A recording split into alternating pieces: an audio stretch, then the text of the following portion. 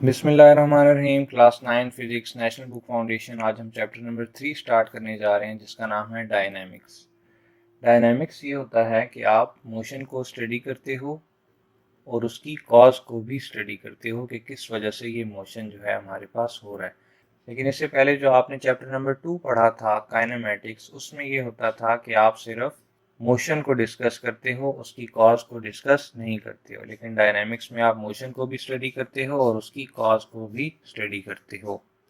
In kinematics, we have discussed how motion is described in terms of velocity and acceleration. Kinematics में हमने motion को discuss किया था in terms of velocity and acceleration. Now we deal with the questions like how an object at rest begin to move, what causes an object to accelerate or deaccelerate. लेकिन अब हम ऐसे questions के साथ deal करेंगे कि एक object जो कि रेस्ट पे पड़ा है वो किस तरह से मूव करना स्टार्ट कर देगा, या फिर किस वजह से किसी भी ऑब्जेक्ट के अंदर एक्सेलरेशन या डी एक्सेलरेशन यानी कि नेगेटिव एक्सेलरेशन हमें देखने को मिलती है। What makes an object to move in curve path, किस तरह से एक ऑब्जेक्ट जो है वो कर्व पाथ में मूव करता है। The simple answer to all these question is force. तो ये सारा कुछ जो है ये फोर्स करवा रही होती है हमसे। डिफरेंट जैसे कर्व पाथ में अगर कोई चीज़ मूव कर रही है तो सेंट्रीपिटल फोर्स और सेंट्रीफ्यूगल फोर्स जो है वो एक्ट हो रही होती हैं।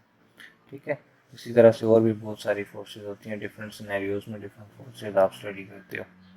In this chapter, we will study the connection between force and motion, which is the subject called dynamics. तो ये आपके पास डायनेमिक्स की डेफिनेशन भी है। The study of connection between force and motion is called dynamics. ठीक है। Every motion you observe or experience is related to a force as shown in figure 3.1. ये आपके पास figure 3.1 है। We can start moving a trolley by simply applying force on it. तो आप जब इस पे फोर्स अप्लाई करोगे इस डायरेक्शन में, यानी कि जब आप इसको पुश करोगे तो ये क्या करेगी, फॉरवर्ड डायरेक्शन में आगे की तरफ मूव करेगी। लेकिन आप इसको जब पुल करोगे यानी कि इस तरफ फोर्स लगाओगे तो ये ट्रॉली जो है वो इस तरफ मूव करेगी। We can use this force to speed it up और स्लो इट डाउन। हम फोर्स का इस्तेमाल करते हैं इसको स्पीड अप करने के लिए या इसको स्लो डाउन करने के लिए। We can even change its direction, और फोर्स का ही इस्तेमाल करते हुए आप इसको लेफ्ट या राइट की तरफ मूव करवाते हो। ठीक है, अब हम इस चैप्टर को प्रॉपरली स्टार्ट करने जा रहे हैं। सेक्शन 3.1 है force. Force is vector quantity which changes or tends to change state of a body, start or stop its motion, speed it up or slow it down and change the direction of its motion. तो force क्या है? Force जो है वो एक vector quantity है, यानी कि इसको डिफाइन करने के लिए हम मैग्नीट्यूड और डायरेक्शन दोनों का सहारा लेते हैं। ठीक है, अब ये क्या करती है, ये किसी भी बॉडी की स्टेट को चेंज करती है या चेंज करने की कोशिश करती है। यानी कि अगर वो बॉडी जो है वो स्टॉप हुई है तो वो हो सकता है फोर्स अप्लाई करने से वो मोशन स्टार्ट कर दे, या अगर मोशन में है तो फोर्स अप्लाई करने से वो स्टॉप हो जाए, या फिर इन सारी चीज़ों की कोशिश करें। ठीक है, इसके बाद आपके पास टाइप्स ऑफ फोर्सेस हैं। टाइप्स ऑफ फोर्सेस बहुत सारी होती हैं, लेकिन जो दो मेजर इसकी क्लासिफिकेशन है वो है कॉन्टैक्ट फोर्सेस और नॉन कॉन्टैक्ट फोर्सेस। तो पहले हम कॉन्टैक्ट फोर्सेस को स्टडी करेंगे। The force acting between two objects that are in physical contact are termed as contact forces. जब कोई भी दो ऑब्जेक्ट्स आपस में फिजिकली कॉन्टैक्ट में हों, यानी कि आपस में टच हों, तो उनके दरमियान जो भी फोर्स एक्ट होगी हम कहेंगे कि ये कॉन्टैक्ट फोर्स है। For example, in game of cricket, a batter hitting a cricket ball in figure 3.2 is a contact force since there is physical contact between the bat and the ball. तो देखें, जब आप ball को hit करते हैं bat से तो bat और बॉल आपस में फिजिकल कांटेक्ट में आते हैं, तो उस फोर्स को आप कहोगे कि ये कांटेक्ट फोर्स है। ठीक है, इसके बाद आपको नॉर्मल फोर्स की डेफिनेशन दी गई है। A force perpendicular to the contact force that keeps objects from passing through each other is called a normal force. इस बात को मैं आपको एग्जांपल के थ्रू समझाता हूँ। आपकी बुक में ही एक फिगर बनाई गई है। आप देखें, ये एक टेबल है, ये वाली फिगर। ठीक है, ये एक टेबल है और टेबल के ऊपर बुक को रखा गया है। आप देखें, बुक का कोई ना कोई वेट होगा जो डाउनवर्ड एक्ट करेगा। W is equals to mg, ठीक है। तो न्यूटन थर्ड लॉ के according every action has a reaction but opposite in direction. तो वेट जब डाउनवर्ड एक्ट हो रहा है तो इसका रिएक्शन भी होगा ऑपोजिट डायरेक्शन में, यानी कि अपवर्ड एक फोर्स लगेगी। उस फोर्स को आप कहोगे कि ये क्या है, ये नॉर्मल फोर्स है, और ये इस टेबल के परपेंडिकुलर लगेगी, ठीक है, इस सरफेस के परपेंडिकुलर लगेगी, तो ये है नॉर्मल फोर्स, ठीक है। और इसको रिप्रेजेंट किया जाता है एफ एन से। ज्योमेट्री में नॉर्मल का मतलब होता है परपेंडिकुलर, तो ये सरफेस के परपेंडिकुलर होती है, इसलिए हम इसको कहते हैं कि ये नॉर्मल फोर्स है। For example, the book lying on table, the force perpendicular to the table is normal force, figure 3.3a। यही फिगर है जो मैंने अभी आपको एक्सप्लेन की है। आगे है, the force that propels a flying machine in the direction of motion is termed as thrust. ये आपके पास थ्रस्ट की डेफिनेशन है। थ्रस्ट क्या होती है? थ्रस्ट एक ऐसी फोर्स होती है जो किसी भी फ्लाइंग मशीन को या फिर किसी भी और ऑब्जेक्ट को फॉरवर्ड डायरेक्शन में या किसी और डायरेक्शन में मोशन करवाती है, ठीक है। For example, engines produce thrust. जो इंजन होते हैं आपके पास एयरक्राफ्ट के या फिर कार वगैरह के इंजन होते हैं, वो थ्रस्ट प्रोड्यूस करते हैं टू एक्सेलरेट, को एक्सेलरेट करने के लिए, ठीक है। फिगर 3.3b में आपको ये बताया गया है, यह फिगर 3.3b। अब इस रॉकेट को आप देखें, इनिशियल स्टेट पे इसका कोई ना कोई वेट जो है वो डाउनवर्ड एक्ट कर रहा है, जिसको आप रिप्रेजेंट करते हो W is equals to mg से, ठीक है। तो आपको पता होगा कि रॉकेट के अंदर क्या होता है कि केमिकल्स मौजूद होते हैं, और जब इन केमिकल्स को एक्टिवेट किया जाता है तो ये जो गैस मॉलिक्यूल्स हैं इसके अंदर, या केमिकल के मॉलिक्यूल्स हैं, वो प्रेशर के साथ बाहर निकलना चाहते हैं, यानी कि डाउनवर्ड वो फोर्स लगाते हैं, ठीक है। तो आपको पता है कि न्यूटन थर्ड लॉ के according every action has a reaction but opposite in direction. तो यहाँ पे एक्शन क्या हो रहा है कि ये डाउनवर्ड फोर्स लग रही है मॉलिक्यूल्स की वजह से, तो इसके रिजल्ट में एक थ्रस्ट फोर्स लगती है ऊपर की तरफ, जो कि इस रॉकेट को अपवर्ड डायरेक्शन में मोशन करवाती है, ठीक है। तो इस फोर्स को हम कहते हैं कि ये थ्रस्ट फोर्स है। आप सोच रहे होंगे कि यहाँ पे Newton third law of motion लग रहा है, यहाँ पे भी Newton third law of motion ही लग रहा है, तो ये रॉकेट अपवर्ड डायरेक्शन में मूव कर रहा है, तो ये बुक क्यों नहीं अपवर्ड डायरेक्शन में मूव कर रही? तो इसका आंसर ये है कि इस केस में आपके पास जो फोर्सेस हैं वो बैलेंस्ड फोर्सेस हैं, यानी कि जितना आपके पास वेट डाउनवर्ड एक्ट हो रहा है उतनी ही आपके पास नॉर्मल फोर्स, यानी कि जो टेबल बुक पे फोर्स लगा रहा है ऊपर की तरफ, वो नॉर्मल फोर्स है, ठीक है। वो दोनों इक्वल हैं, नीचे वाली फोर्स और ऊपर वाली फोर्स इक्वल हैं। लेकिन रॉकेट के केस में एक आपके पास वेट mg डाउनवर्ड एक्ट हो रहा है, उसके बाद मॉलिक्यूल्स इन्वॉल्व हो रहे हैं जो नीचे की तरफ फोर्स लगा रहे हैं, और फिर उसकी थ्रस्ट फोर्स अपवर्ड डायरेक्शन में लग रही है। तो ये जो थ्रस्ट फोर्स अपवर्ड डायरेक्शन में लग रही है वो mg से, इस रॉकेट के वेट से बहुत ज़्यादा हो जाएगी, इसलिए जो रॉकेट है वो अपवर्ड डायरेक्शन में मूवमेंट स्टार्ट कर देगा, ठीक है। Force that resists the relative motion of solid surfaces, fluid layers, and material elements in contact and sliding against each other is called friction. यहाँ पे आपको फ्रिक्शन की डेफिनेशन दी गई है। फ्रिक्शन क्या होती है? फ्रिक्शन एक ऐसी फोर्स होती है जो किसी भी ऑब्जेक्ट के मोशन को रेजिस्ट करती है, ठीक है। इसको मैं आपको एग्जांपल से समझाता हूँ कि ये देखें, यहाँ पे ये एक बॉक्स है जो कि सरफेस पे पड़ा हुआ है, ठीक है, ग्राउंड पे पड़ा हुआ है। तो ये बंदा यहाँ पे इस बॉक्स को पुश करता है फॉरवर्ड डायरेक्शन में, तो ये फ्लोर जो है हमारे पास, ग्राउंड है, इसके दरमियान और इस बॉक्स के दरमियान एक फोर्स लगेगी जो कि ऑपोजिट डायरेक्शन में होगी, ठीक है। हम जो पुश कर रहे हैं वो फॉरवर्ड डायरेक्शन में पुश कर रहे हैं, लेकिन जो फोर्स ऑफ फ्रिक्शन है, यानी कि जो रेजिस्ट कर रही है फोर्स इसके मोशन को, वो इसकी ऑपोजिट डायरेक्शन में है, ठीक है। Friction on an object act in a direction opposite to the direction of object's motion or attempted motion। यही बात है कि आप जिस डायरेक्शन में फोर्स लगा रहे हो उसकी ऑपोजिट डायरेक्शन में फोर्स ऑफ फ्रिक्शन एक्ट होती है, ठीक है। For example, air resistance is also a frictional force which occurs between air and an object. It is the force that the object experiences as it passes through the air. यहाँ पे हमें ये बताया जा रहा है कि जो एयर रेजिस्टेंस है वो भी एक फ्रिक्शनल फोर्स है। फॉर एग्जांपल, आप ऐसे करो कि कोई बहुत ही लाइट वेट सी आप प्लास्टिक की बॉल ऊपर छत से नीचे छोड़ो हवा में, तो क्या होता है कि वो बॉल इतनी लहराती लहराती नीचे आ रही होती है कि हो सकता है वो एयर जो है वो बॉल की डायरेक्शन को ही चेंज कर दे। तो जो हवा में एयर पार्टिकल्स होते हैं वो रेजिस्ट कर रहे होते हैं बॉल को नीचे आने से, ठीक है। तो इसलिए हम कहते हैं कि जो एयर है ये भी एक फोर्स ऑफ फ्रिक्शन है। It is a kind of the drag force which resist the motion of a body with fluid.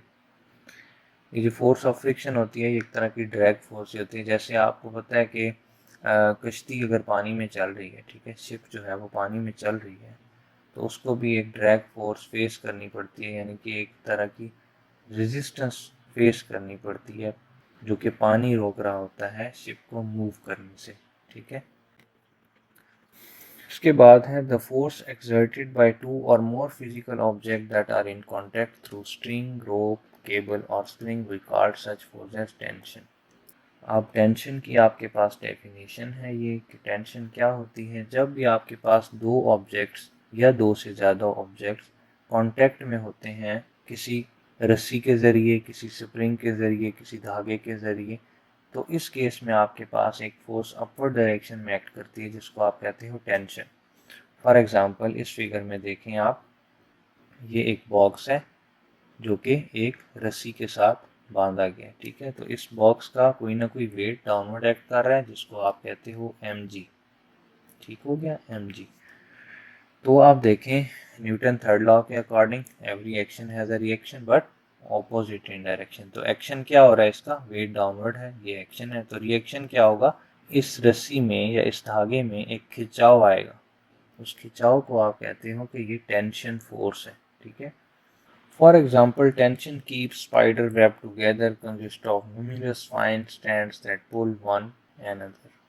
तो देखें, जब मकड़ी अपना जाला बना रही होती है तो उसके जो जाला होता है वो किस तरह से एक दूसरे के ऊपर जो है वो जुड़ा हुआ होता है, टेंशन की वजह से, ठीक है। Tension keeps spider web together. The force that an object exerts to resist a change in its shape are called elastic forces. Elastic forces की डेफिनेशन दी गई। इलास्टिक फोर्सेस क्या होती हैं? इलास्टिक फोर्सेस वो होती हैं जो ऑब्जेक्ट्स लगाते हैं अपनी चेंज को रेजिस्ट करने के लिए, ठीक है। उनकी शेप में जो हम चेंज ला रहे होते हैं उसको रेजिस्ट जब करती हैं तो उस फोर्स को कहते हैं हम elastic forces. They arise from forces between the particles in the material. Her material जो है आपको पता है वो छोटे छोटे पार्टिकल से मिलके बना है, तो वो जो पार्टिकल्स हैं वो फोर्स लगाते हैं, तो एज अ होल आपके पास इलास्टिक फोर्सेस सामने आती हैं। For example, when force is applied to a spring or rubber band it will stretch and at the same time resist being stretched. For example, आपके पास कोई भी स्प्रिंग है इस तरह का करके, ठीक है, आपके पास स्प्रिंग है, आप क्या करते हो, यहाँ से पकड़ते हो और एक हाथ यहाँ से पकड़ते हो और इनको खींचते हो। तो जब आप इनको खींचते हो तो आपके पास एक टेंशन सी आ जाती है इस पूरी स्प्रिंग के अंदर, तो उसको आप कहते हो कि ये जो है ये एक रेजिस्टिव फोर्स है और इसी को आप कहते हो इलास्टिक फोर्स, क्योंकि ये अपनी जगह पे वापस आना चाहती हैं, ठीक है। It must be noted that the tension is the elastic only during extension not compression. तो ये जो टेंशन है ये भी एक इलास्टिक फोर्स है जो सिर्फ एक्सटेंशन के वक्त सामने आती हैं, ठीक है। अगर आप यहाँ से और यहाँ से पकड़ के खींचते हो तो तब जो इसमें एक टेंशन पैदा होती है स्प्रिंग के अंदर उसको आप कहते हो कि ये इलास्टिक फोर्स है। लेकिन अगर आप इनको कंप्रेस करते हो, यानी कि यहाँ से और यहाँ से पकड़ के इसको ऐसे की तरफ फोर्स लगाते हो अंदर की तरफ, तो ये इकट्ठे हो जाते हैं। उस टाइम आप ये नहीं कह सकते हो कि इनमें टेंशन आ गई है, ठीक है। टेंशन सिर्फ स्ट्रेचिंग के टाइम पे आती है, कंप्रेशन के टाइम पे नहीं आती। इसके बाद है हमारे पास non contact forces. Contact forces को पढ़ने के बाद आपको पता चल गया होगा कि नॉन कॉन्टैक्ट फोर्सेस में और कॉन्टैक्ट फोर्सेस में क्या फ़र्क है, ठीक है। Have you seen magnets exerting push or pull on other magnets at some distance? क्या आपने कभी ऐसे देखा है कि दो मैग्नेट हैं, वो पड़े हुए हैं फासले पे, डिस्टेंस पे पड़े हुए हैं, फिर भी वो दूसरे मैग्नेट्स को अट्रैक्ट कर लें या रिपेल कर लें? The force which acts at a distance without any physical contact between bodies is termed as non-contact force. Non-contact force क्या होती है? Non-contact force ऐसी force होती है जो distance से भी act करती है, even कि जो हमारे पास दो bodies हों वो आपस में फिजिकल कांटेक्ट में ना हो, यानी आपस में टच ना हो, फासले से भी फोर्स एक्ट हो जाए, चाहे वो अट्रैक्टिव फोर्स है, चाहे रिपल्सिव फोर्स है, जैसी भी फोर्स है, उसको हम कहेंगे कि ये एक नॉन कॉन्टैक्ट फोर्स है। ठीक है, this force acts even if the objects involve are not touching. ठीक है, ये फोर्स जो है वो तब भी एक्ट करती है जब जो ऑब्जेक्ट्स हैं वो फिजिकल कांटेक्ट में नहीं होते, यानी कि टच एक दूसरे को नहीं कर रहे होते। Also termed as action at distance force, इसीलिए इस फोर्स को action at a distance force भी कहा जाता है। The attractive force between two objects with mass is called gravitational force. Next अब उसने हमें ग्रेविटेशनल फोर्स की डेफिनेशन दी है। क्या है? दो ऑब्जेक्ट्स जिनका मास हो उनके दरमियान जो अट्रैक्टिव फोर्स होती है उसको हम कहते हैं ग्रेविटेशनल फोर्स। जैसे कि ये एक फुटबॉल है और ये दूसरा फुटबॉल है। ठीक है, तो इनके दरमियान इसका भी जाहिर सी बात है कोई ना कोई मास होगा mg, इसका भी मास होगा mg, तो इनके दरमियान भी जो ग्रेविटेशनल फोर्स है, जो अट्रैक्टिव फोर्स है, वो एक्ट होती है। लेकिन जब आप इन दोनों को यहाँ से छोड़ते हो, फ्री फॉल कराते हो, तो ये दोनों आपस में एक दूसरे के करीब जाने के बजाय ज़मीन की तरफ चले जाते हैं। ऐसा क्यों होता है? क्योंकि ज़मीन की जो ग्रेविटेशनल फोर्स है वो बहुत ज़्यादा है, तो उसके आगे इनकी आपस की जो फोर्स है वो तकरीबन निगलेक्ट हो जाती है। ठीक है, वो एक्ट नहीं होती, बल्कि ज़मीन की जो ग्रेविटेशनल फोर्स है वो इनको अपनी तरफ खींच लेती है। For example the force experienced by the moon because of earth, तो अर्थ की वजह से जो मून है उसको भी एक फोर्स का सामना करना पड़ता है, वो यही फोर्स होती है ग्रेविटेशनल फोर्स। ठीक है, एन अट्रैक्टिव और repulsive force experienced by charge objects is called electrostatic force. तो वो फोर्स जो कि चार्ज ऑब्जेक्ट्स के दरमियान मौजूद होती है उसको कहते हैं इलेक्ट्रोस्टैटिक फोर्स। आपने एक एक्सपेरिमेंट बहुत ज़्यादा सुना होगा कि आप एक कॉम्ब लें, एक कंघी लें, ठीक है, और उसको आप अपने सर पे रब करें थोड़ी देर, और उसके बाद आप उनको छोटे छोटे कागज़ के टुकड़ों के करीब करें, तो क्या होता है, जो कागज़ के टुकड़े हैं वो इस कंघी की तरफ अट्रैक्ट हो जाते हैं। ठीक है, तो किस वजह से होते हैं? क्योंकि रब करने से आपकी जो कॉम्ब है वो चार्ज हो जाती है। ठीक है, तो फिर आपको इलेक्ट्रोस्टैटिक फोर्स देखने को मिलती है, यानी कि जो सारे जो पेजेस हैं, ये जो भी कागज़ के टुकड़े हैं छोटे छोटे, वो सारे कंघी की तरफ अट्रैक्ट हो जाते हैं। For example the attractive force between a positively charge nucleus and negatively charge electrons. जैसे कि आप देखें, आपने केमिस्ट्री में पढ़ा होगा कि जो हमारे पास पूरा एटॉमिक स्ट्रक्चर होता है उसमें न्यूक्लियस जो है वो पॉजिटिवली चार्ज होता है, और यहाँ पे जो इलेक्ट्रॉन्स होते हैं वो नेगेटिवली चार्ज होते हैं।